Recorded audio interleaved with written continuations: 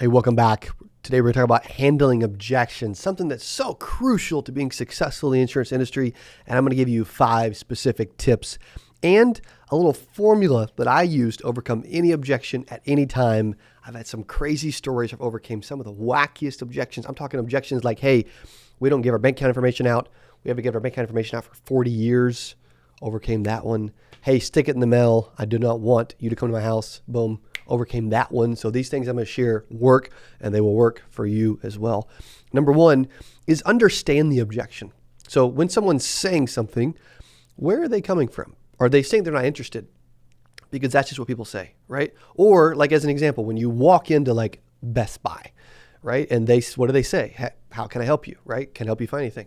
What do you say? No, I'm just looking, I'm just shopping. Well, you're shopping for something. You're not just looking around. Like you go into Best Buy to buy something that maybe is the best, right? Technically.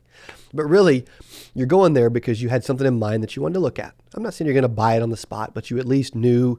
You rarely walk into a store like that just for fun, okay? But if that's the case, you're giving a canned response. And I think a lot of your prospects, I know, in fact, a lot of your prospects are also giving canned responses that you could overcome by being able to understand where they're coming from.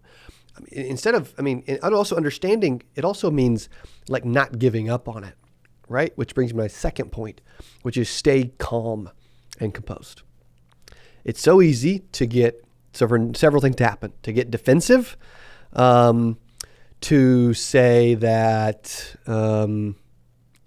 like, what do you mean you're not interested? You don't have enough information to be interested, right? Or to get combative or to push back. Don't freak out. Stay calm, stay composed. Act like you've had an objection before, right? Act like you've won before. Act like you've overcame one before. And that will also tell someone a lot. Like if you start freaking out or start speaking a lot or like you just pause, you don't know what to say, like it's going to show a lack of confidence. So staying calm and composed is also really, really important to overcome objections. Number 3, actually address the objection. So once you understand it, it's time to address it. Okay. So you could say, someone says, I don't have any money. Okay. Well, a formula that I use that I was going to share at some point, but I'll go ahead and share it now, is the 3 A's to overcome an objection. It's in my book, 0 to 6 Figures. You can buy the book on Amazon. We also just added the audiobook version of the book, which we haven't had for like over a year, but now it's done. It's there, which is great. So you can check it out. But when you think about addressing the objection, let's just say they're like, hey, dude, I'm broke. You could say, hey, I appreciate you sharing that. I wish you had more money too. The good news is these programs are meant for people that are on a limited or fixed income, which sounds exactly like you. So I need to make sure they get you the information. Would Monday or Wednesday be better to drop that off? Okay. That was a calm, composed answer where you're also addressing the objection, and it's not hard. People, we can be good at that. You can be better at the way that you're addressing the objections, but to address it doesn't mean you get negative. It doesn't mean you get defensive or combative, as I said earlier, but it means that you stop, you take a breath, and you overcome what they're saying, right? And you try to move past it. I think of an objection as in like you're on this path from the beginning of the sale to the end of the sale. And as you're on this path, they try to like run you off the road temporarily and you're in the ditch.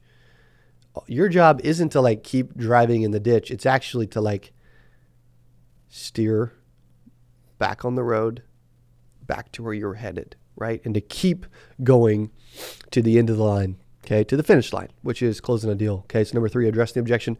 Number 4 is to use positive language. As an example, if you're like, hey, I'm not interested, what do you mean you're not interested? Well, that's not very positive. Or I don't have any money. Man, everybody says that, that's not positive, right? Like there's ways to and there's a lot of trainers in the industry that are training on ways that I just wouldn't use or I wouldn't say. I think they're very, very, very combative.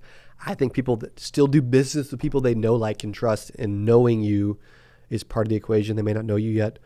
Trusting you, it's going to take a minute to get to trust, but they can still like your approach. They can still like the way you're overcoming things, and they can like the things that you're saying. And so being agreeable is positive. Hey, I appreciate you sharing that.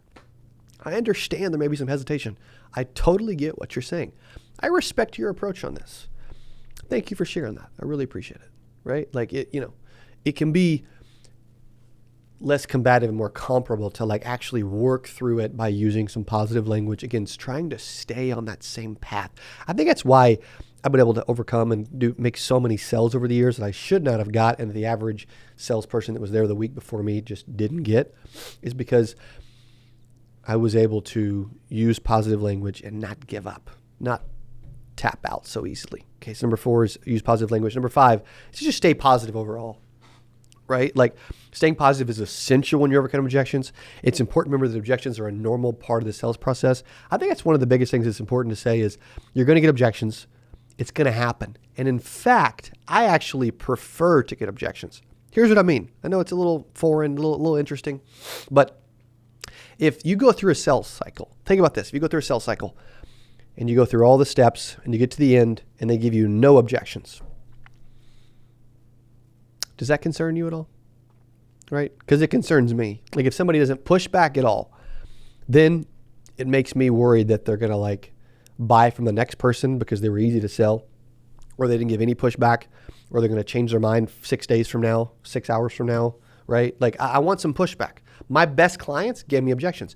My best clients gave me the best objections. My best clients were the hardest to sell. And so if you take that approach, it's a blessing to get objections because it's getting those things out of the way. Wouldn't you rather them think something and say it than just think it and not say it? Dude, I would rather them say it. Get it out, right? Let's get it out. Let's move, okay? And so being positive and knowing what's going on and a part of transparency is really, really good, man. Stay positive. Keep your energy high and positive, and don't take objections personally. In conclusion, man, objections, they're a normal part. I welcome them. I want them because I want to continue to be my best. I want to continue to thrive. And if you want to know more about objections and just learning what we do, we have a ton of training. We have 26 courses that we give away at sixfiguresociety.com, where we coach and train and give you access to a ton of material so that you can get to your first 6 figures. And learning from your mistakes and being good with objections is one of the main initial ways to understand this industry, to get better at the art of your craft, become a master, and actually get good at overcoming objections. Hey, if you enjoyed this, I got another one you're gonna love. It's right there. Click on it. See you in there. Hey, there's 3 things that I wish I knew earlier as a new insurance agent, and I'm gonna drop them on you right now. Number 1 is prospecting. Prospecting is not only number 1 out of the 3 I'm talking about, but it is number 1. It is senior to everything.